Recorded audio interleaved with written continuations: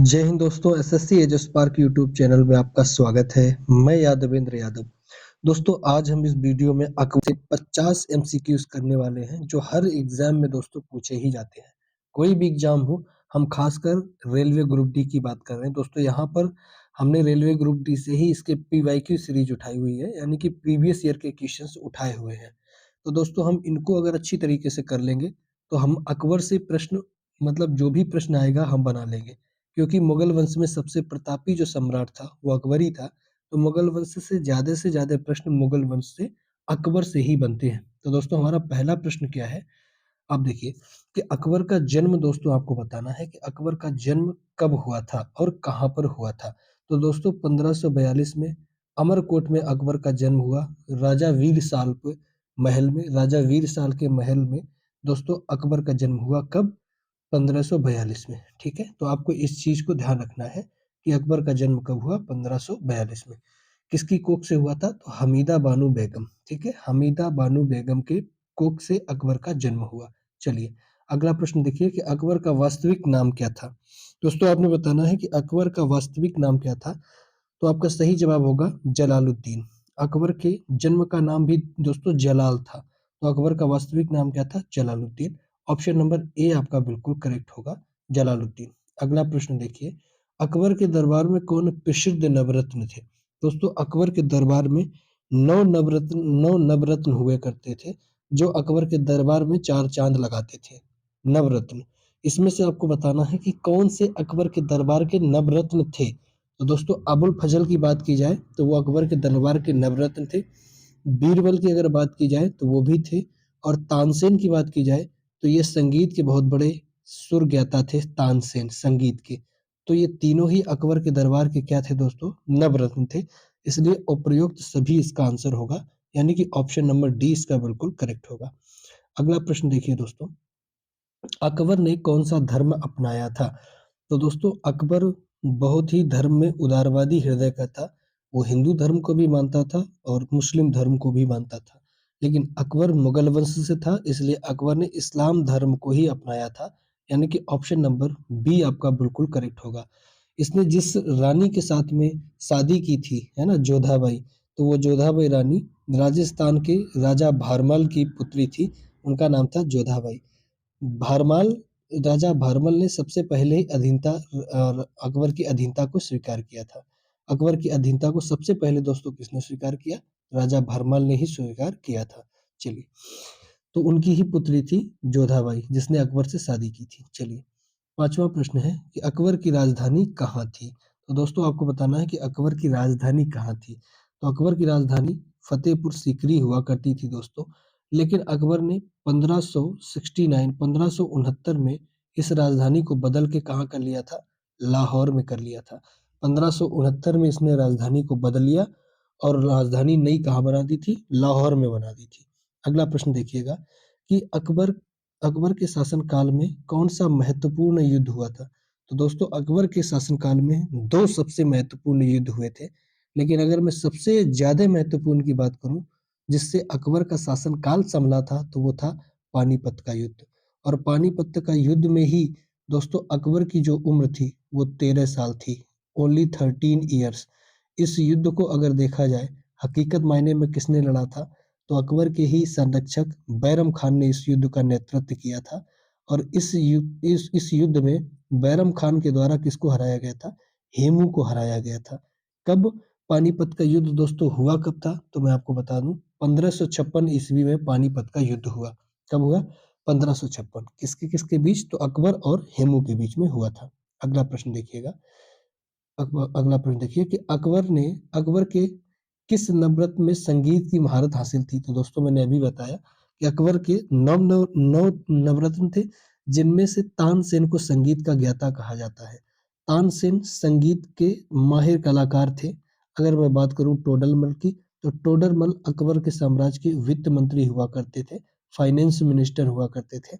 अगर मैं बात करूं बीरबल की, तो ये सलाहकार के रूप में काम करते थे। और राजा मानसिंह की अगर मैं बात करूं तो ये सेनापति हुआ करते थे। ये सेनापति यानी कि सेनापति हुआ करते, अकबर की सेना के मालिक हुआ करते थे। कौन? राजा मानसिंह। चलिए अगला प्रश्न देखिएगा, अकबर ने किस सिद्धांत की स्थापना की थी? दोस्तों अकबर ने एक सिद्धांत की स्थापना की थी जिसका नाम था दीन-ए-इलाही। इस दीन-ए-इलाही का सबसे बड़ा जो पुरोहित था, प्रधान पुरोहित, वो खुद अकबर था। खुद अकबर इस धर्म का सबसे बड़ा पुरोहित था। दोस्तों दीन-ए-इलाही धर्म को सबसे पहले किसने अपनाया था? तो दीन-ए-इलाही धर्म को सबसे पहले उसके ही नवरत्नों में से एक बीरबल ने अपनाया था। दोस्तों अगर जजिया कर की बात करें तो ये अलाउद्दीन खिलजी के द्वारा लगाया गया जजिया कर किसने समाप्त किया था? अकबर ने समाप्त किया था। जजिया कर होता क्या है? तो मुसलमानों को जो कोई मुसलमान मुसलमान व्यक्ति जब कोई हज यात्रा पे जाते थे यानी कि तीर्थ स्थल पे जाते थे जैसे कि मक्का और मदीना, तो उनसे एक कर वसूला जाता था, एक टैक्स वसूला जाता था। तो वो टैक्स किसने खत्म किया था? वो टैक्स खत्म किया था दोस्तों अकबर ने। चलिए, अगला प्रश्न देखिएगा दोस्तों। अगला प्रश्न है कि अकबर ने किस युद्ध के बाद भारत में एकता स्थापित की थी? दोस्तों अकबर ने किस युद्ध के बाद भारत में एकता को स्थापित किया था? तो वो था हल्दी घाटी का युद्ध। हल्दी घाटी का युद्ध दोस्तों अकबर और महाराणा प्रताप के बीच में लड़ा गया था। दोस्तों ये कब लड़ा गया था हल्दी घाटी का युद्ध? तो ये 1576 ईस्वी में हल्दी घाटी का युद्ध लड़ा गया था महाराणा प्रताप और अकबर के बीच में। पानीपत का युद्ध दोस्तों अभी मैंने इसका वर्णन किया था। चलिए, अगला प्रश्न है अकबर ने किस शासन व्यवस्था को लागू किया था? अकबर के राज साम्राज्य में किस शासन की व्यवस्था को दोस्तों लागू किया था? तो जजिया कर को इसने हटा दिया था दोस्तों। मनसबदारी जो व्यवस्था है वो अकबर ने लागू करी थी। कौन सी व्यवस्था? मनसबदारी। यानी कि इसका ऑप्शन नंबर बी बिल्कुल करेक्ट होगा। मनसबदारी व्यवस्था को अकबर ने क्या किया था? लागू किया था। अगला प्रश्न देखिएगा कि अकबर का दरबार किसका संरक्षण था? अकबर के दरबार में सबसे ज़्यादा संरक्षित क्या रहता था आपको बताना है। तो अकबर के दरबार में विज्ञान और साहित्य को सबसे ज़्यादा संरक्षित किया गया था। किसको? विज्ञान और साहित्य को। दोस्तों एक चीज़ और है कि अकबर के दरबार में धर्म को भी बहुत संरक्षित किया गया। तो ये दोनों ही ऑप्शन जो है वो मिलते-जुलते हैं, ठीक है? इन तीनों चीज़ों को एक्चुअली अकबर ने क्या किया था? बहुत ज़्यादा संरक्षित किया था। अगला ज प्रश्न देखिए कि अकबर की सबसे प्रसिद्ध पत्नी कौन थी? तो मैंने अभी आपको बताया राजा भारमल की पुत्री कौन थी? जोधाबाई। ये जोधाबाई ही क्या थी? अकबर की सबसे प्रिय और सबसे प्रसिद्ध पत्नी थी। कौन? जोधाबाई, ठीक है? ये हिंदू रानी थी जोधाबाई। आमेर की यानी कि जो राजस्थान में एक जगह थी आमेर। आमेर के राजा भारमल थे और भारमल की ही पुत्री थी जोधाबाई। चलो, इन्हीं को हरखाबाई के नाम से भी जानते हैं। अगला प्रश्न देखिए। अगला प्रश्न है अकबर के समय में जजिया कर को कब समाप्त किया गया था? दोस्तों आपको बताना है कि अकबर ने जजिया कर को कब समाप्त किया था? ये दोस्तों मैं आपके लिए प्रश्न को छोड़ रहा हूँ, आप इस प्रश्न को बताएँगे कि अकबर ने जजिया कर को कब समाप्त किया था? दोस्तों आप कमेंट करिएगा भर-भर के कि इस कर को कब समाप्त किया था? अकबर के द्वारा कब समाप्त किया गया? आप मुझे कमेंट करके बताइएगा। जजिया कर को कब समाप्त किया गया था? चलिए, अगला प्रश्न दोस्तों देखिएगा कि अकबर किस धर्म के प्रति ज़्यादा उदारवादी था? तो दोस्तों मैंने आपको पहले बताया इस्लाम धर्म का अकबर ने अपनाया था, लेकिन अकबर हिंदू धर्म के प्रति बहुत ज़्यादा उदारवादी था। इसलिए इसका ऑप्शन नंबर बी सी बिल्कुल करेक्ट होगा। यानी कि इन दोनों धर्मों के लिए अकबर क्या था? उदारवादी था। अगला प्रश्न देखिए अकबर के समय में अकबर के समय में कौन-सा कर लागू किया गया था जो जनता को राहत देता था? तो दोस्तों कौन-सा कर लागू किया गया था जो जनता को राहत देता था? तो वो था भूमि कर। वो कौन-सा था? भूमि कर। पहले दोस्तों भूमि कर बहुत ज़्यादा लिया जाता था लेकिन अकबर ने भूमि कर को कम कर दिया था। जजिया कर दोस्तों मैंने अभी बताया जजिया कर को हटा दिया था अकबर ने। चलिए, अगला प्रश्न देखिए अकबर ने किसके खिलाफ हल्दी घाटी का युद्ध लड़ा था? तो दोस्तों मैंने अभी आपको बताया महाराणा प्रताप के खिलाफ अकबर ने हल्दी घाटी का युद्ध लड़ा और हल्दी घाटी का युद्ध दोस्तों 1576 में लड़ा गया था अकबर और महाराणा प्रताप के बीच में। महाराणा प्रताप के बारे में दोस्तों हम बात करें तो वो मेवाड़ के राजा थे। मतलब राजस्थान में ही एक नवाब सीट थी मेवाड़, जगह थी मेवाड़ और वहाँ के राजा कौन थे? महाराणा प्रताप थे।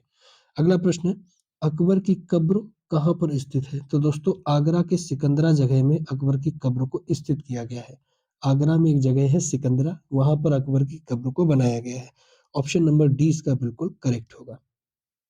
अगला प्रश्न देखिए, अकबर की मृत्यु किस वर्ष में हुई थी? तो दोस्तों 1605 ईस्वी में अकबर की मृत्यु हो गई थी। कहाँ पर हुई थी दोस्तों आपको बताना है, तो अकबर की मृत्यु दोस्तों आगरा में हुई थी। आगरा में ही अकबर की क्या हो गई थी, मृत्यु हो गई थी और इनको आगरा के सिकंदरा में ही दफना दिया गया था। अकबर के शासन काल में सबसे अधिक किस धातु का निर्माण किया गया था? तो आपने बताना है कि अकबर के शासन काल में सबसे पहले मतलब सर्वाधिक किस धातु का निर्माण किया गया था? तो दोस्तों लोहा का निर्माण अकबर के साम्राज्य में ज़्यादा किया गया था। यानी कि ऑप्शन नंबर सी इस प्रश्न का बिल्कुल करेक्ट होगा, लोहा। चलिए, अगला प्रश्न देखिए कि अकबर के दरबार में साहित्यकार कौन थे? दोस्तों आपको बताना है कि लिटरेचर अकबर के दरबार में बहुत ज़्यादा लिखी गई थी, लेकिन वो कौन थे? साहित्यकार, सबसे बड़े साहित्यकार कौन थे? दोस्तों मैं प्रश्न नंबर 1 की बात करूँ मान सिंह, तो ये थे दोस्तों सेनापति। मान सिंह कौन थे? सेना के पति थे। अगर बैरम खान की बात करूँ तो बैरम खान अकबर के संरक्षक थे। अकबर के संरक्षक कौन थे दोस्तों? बैरम खान। टोडरमल की अगर बात करूँ तो ये वित्त मंत्री थे, यानी कि अकबर के दरबार में जो भी पैसे का लेन-देन होता था वो टोडरमल ही करते थे। तो इस प्रश्न का सही जवाब होगा दोस्तों मिर्ज़ा गालिब। मिर्ज़ा गालिब अकबर के दरबार में सबसे बड़े साहित्यकार हुआ करते थे, यानी कि ऑप्शन नंबर डी। दोस्तों मिर्ज़ा गालिब की जो कब्र है वो दिल्ली में ही चांदनी चौक के पास में क्या है, दिल्ली के ही चांदनी चौक के पास में मिर्ज़ा गालिब की कब्र बनी हुई है। अगला प्रश्न देखिएगा कि अकबर का शासनकाल भारत के किस हिस्से में चलता था? तो दोस्तों भारत के उत्तर भारत में अकबर का शासनकाल जो है वो चलता था, उत्तर भारत में। यानी कि ऑप्शन नंबर ए इसका बिल्कुल करेक्ट होगा, उत्तर भारत, है ना? चलिए, अगला प्रश्न देखिए बच्चों। अगला प्रश्न कौन-सा है? अगला प्रश्न है कि अकबर की नीति में कौन-सा घटक प्रमुख था? अकबर की नीति में सबसे प्रमुख घटक कौन था? तो अकबर दोस्तों धार्मिक उदारता अकबर के लिए बहुत ज़्यादा धार्मिक सहिष्णु व्यक्ति था अकबर। अकबर धर्म को लेकर के बहुत ही ज़्यादा फ्लेक्सिबल था। तो अकबर की जो सबसे बड़ी नीति थी, वो थी धर्म के लिए फ्लेक्सिबल होना और खासकर हिंदू धर्म के लिए अकबर बहुत ज़्यादा फ्लेक्सिबल था। सैन्य शक्ति की दोस्तों बात करूँ कि सैन्य शक्ति किस मुगल साम्राज्य की सबसे ज़्यादा थी, तो वो दोस्तों थी बाबर की। सबसे ज़्यादा सैन्य शक्ति किसकी से अच्छी थी? वो थी दोस्तों बाबर की। चलिए, अगला प्रश्न देखिएगा। अकबर के प्रमुख कूटनीति संबंध किस देश के साथ में थे? तो दोस्तों अकबर के सबसे ज़्यादा जो कूटनीति संबंध थे वो किसके साथ थे? तो वो थे मंगोलिया के साथ में। दोस्तों किसके साथ में थे? मंगोलिया के साथ में। अगला प्रश्न बताइएगा कि अकबर के समय में शाही वास्तुकला में से कौन-सा प्रमुख था? यानी अकबर के समय में शाही वास्तुकला में कौन प्रमुख था? तो कुतुब मीनार दोस्तों किसने बनवाई थी? वो गुलाम वंश के फाउंडर थे कौन? कुतुबुद्दीन ऐबक, उन्होंने कुतुब मीनार को बनाया। ताजमहल की अगर बात करें तो ये ताजमहल शाहजहाँ ने बनवाया। लाल किले की बात करें तो दोस्तों शाहजहाँ ने बनवाया। लेकिन फतेहपुर सीकरी दोस्तों किसने बनवाया था? वो बनवाया था अकबर ने और फतेहपुर सीकरी को ही इसने अपनी राजधानी भी बनाया था। तो इसका ऑप्शन नंबर सी बिल्कुल करेक्ट होगा, फतेहपुर सीकरी। चलिए, अगला प्रश्न है, अकबर ने किसे अपने दरबार में मुख्य न्यायाधीश के रूप में चुना था? तो दोस्तों चीफ जस्टिस अकबर के दरबार का चीफ जस्टिस कौन था? तो इसका सही जवाब होगा अबुल फजल। सही जवाब दोस्तों क्या है? अबुल फजल। अबुल फजल अकबर के दरबार के चीफ जस्टिस थे, यानी कि ऑप्शन नंबर बी इसका दोस्तों बिल्कुल करेक्ट होगा। अगला प्रश्न देखिए, अकबर के पिता का नाम दोस्तों क्या था आपने बताना है। तो पहले मैंने आपको बताया कि अकबर के पिता का नाम सही जवाब होगा हुमायूं। अकबर के पिता का नाम क्या था? हुमायूं था। तो सही जवाब क्या है? हुमायूं। ऑप्शन नंबर बी दोस्तों बिल्कुल करेक्ट होगा। हुमायूं के लड़के का नाम अकबर था। चलिए, अगला प्रश्न देखिए, अकबर ने किसे हराकर दिल्ली की गद्दी हासिल की थी? तो दोस्तों अकबर ने अपनी जिंदगी का सबसे पहला युद्ध लड़ा था पानीपत। पानीपत का युद्ध दोस्तों 1556 ईस्वी में लड़ा था। अकबर और हेमू के बीच में लड़ा गया था। तो अकबर ने हेमू को हरा करके दिल्ली की गद्दी में कब्जा किया था। हेमू को हराया कब?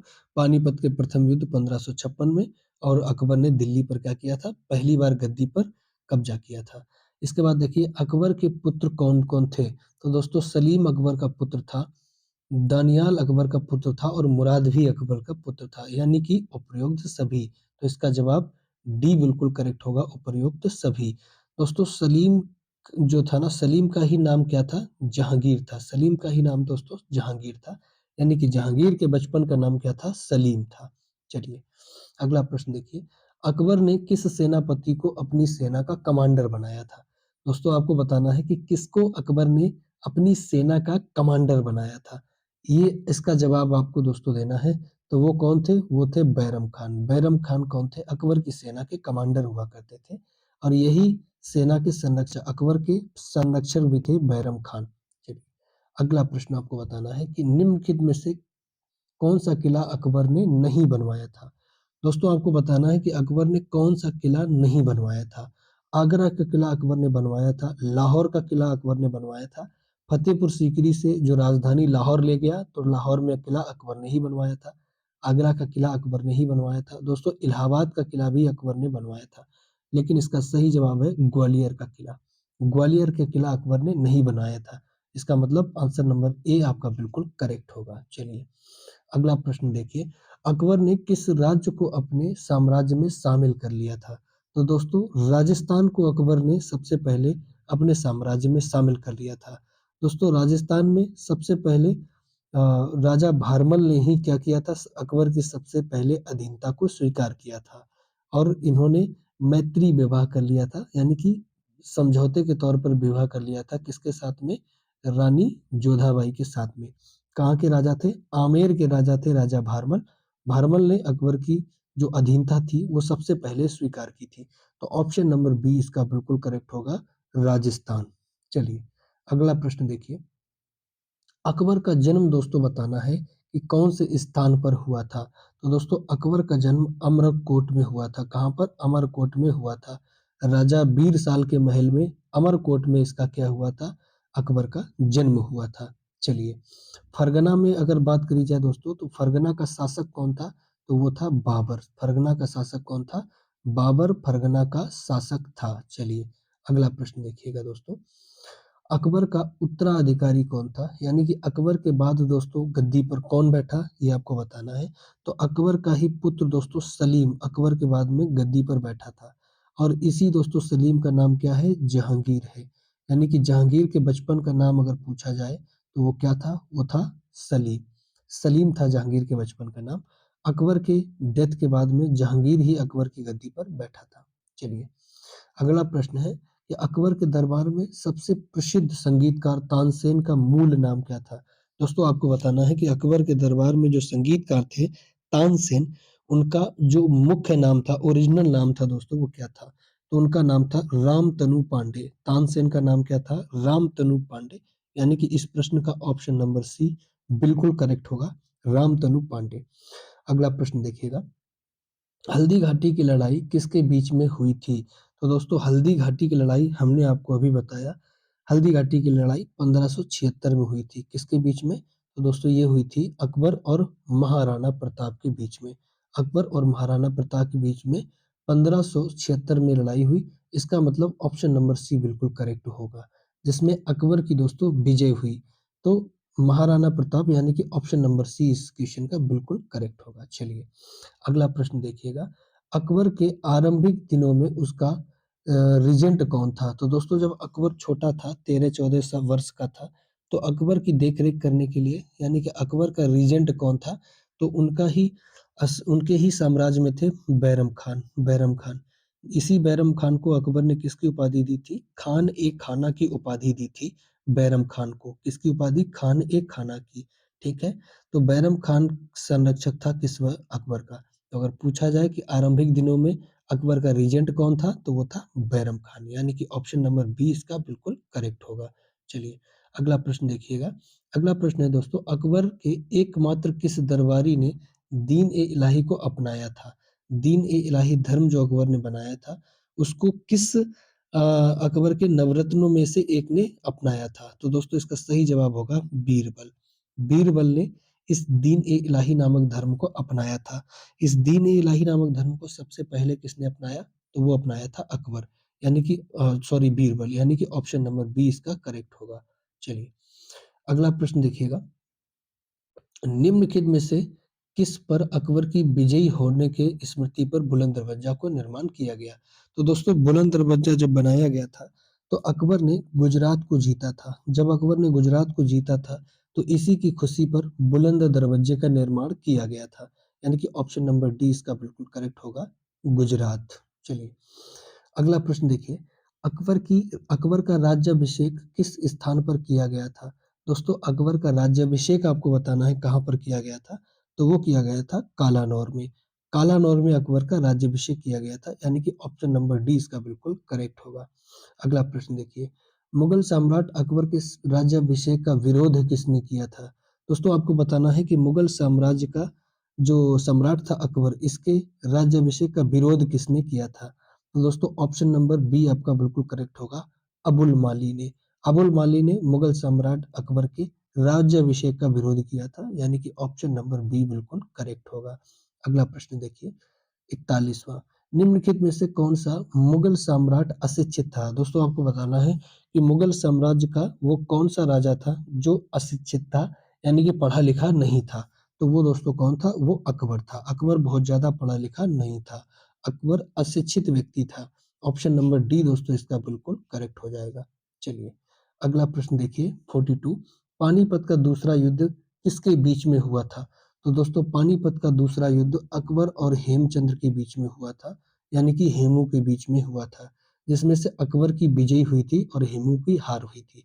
इसी युद्ध को जीतने के बाद में दोस्तों अकबर ने दिल्ली पर कब्जा कर लिया था। अकबर ने दोस्तों क्या किया था? दिल्ली पर कब्जा कर लिया था। चलिए, अगला प्रश्न है, अकबर ने बैरम खान को कौन-सी उपाधि दी थी? तो दोस्तों बैरम खान अकबर के संरक्षक थे और अकबर ने बैरम खान को खान-ए-खाना की उपाधि दी थी, यानी कि ऑप्शन नंबर बी इसका बिल्कुल करेक्ट होगा, खान-ए-खाना। चलिए, अगला प्रश्न दोस्तों देखिएगा 44, अकबर के संरक्षक बैरम खां की हत्या कब कर दी गई थी? तो दोस्तों अकबर के संरक्षक बैरम खान की हत्या कर दी गई थी। कब? 1561 ईस्वी में।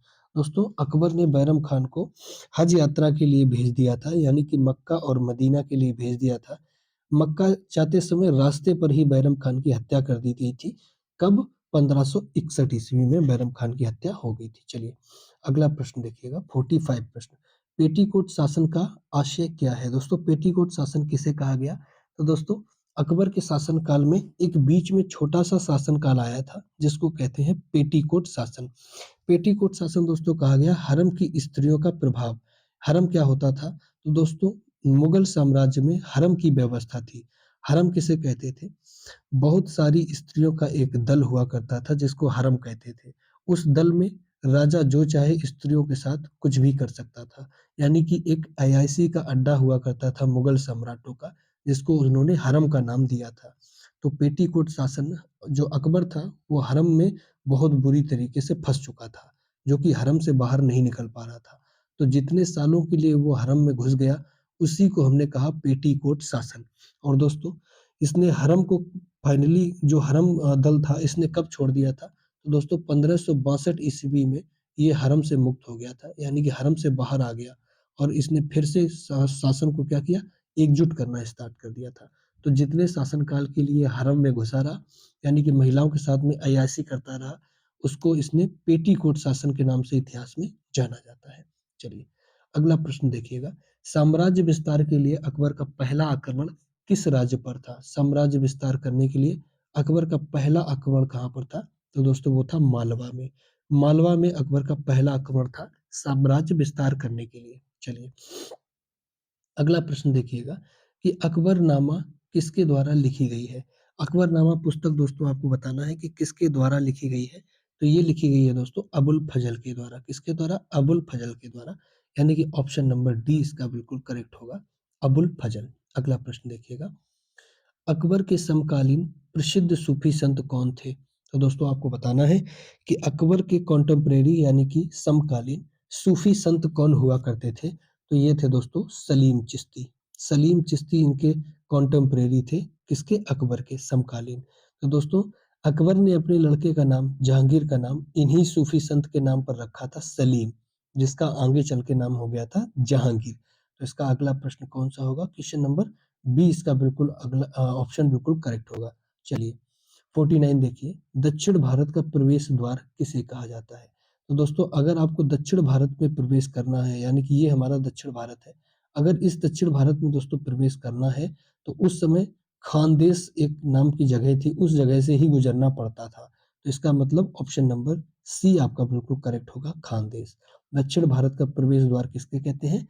खानदेश को कहते हैं, यानी कि ऑप्शन नंबर सी आपका बिल्कुल करेक्ट होगा। अगला प्रश्न देखिएगा, अकबर का सबसे अंतिम विजय अभियान कौन-सा था? दोस्तों आपको बताना है कि अकबर का सबसे अंतिम विजय अभियान कौन था? तो वो था असीमगढ़ विजय अभियान।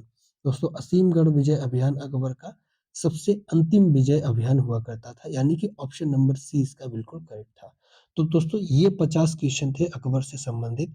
यही क्वेश्चन दोस्तों यही प्रश्न सारे एग्जाम पर लौट-लौट के आते हैं। हर साल इन्हीं क्वेश्चंस से पूछा जाता है। तो आप इनको करके जाइएगा। उम्मीद है, आशा करता हूँ कि वीडियो पसंद आया होगा। मिलते हैं अगली क्लास में, तब तक के लिए जय हिंद, नमस्कार दोस्तों।